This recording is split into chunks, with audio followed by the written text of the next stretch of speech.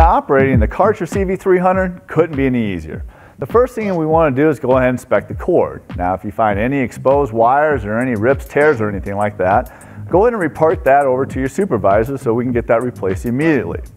Next thing, go ahead and check the bag condition. What I mean by that is the bag full or half empty?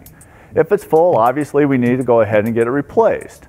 Go ahead and plug the unit in, turn on the main power, make sure your brush is set correctly, and away you go. But remember, this is a 2-motor upright, so you can actually do one-pass vacuuming with this because it's all about productivity with the Kärcher CV300.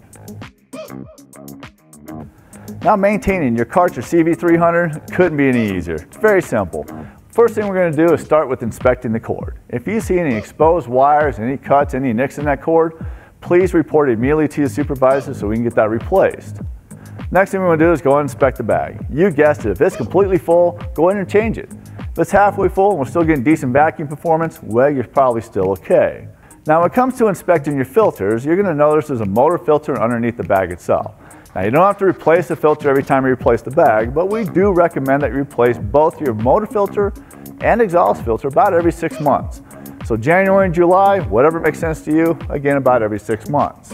Now, when it comes to inspecting your brush roll, if you find any obstructions or any hair or anything wrapped around it, go ahead and remove it, remove all that stuff, and go ahead and put it back into place.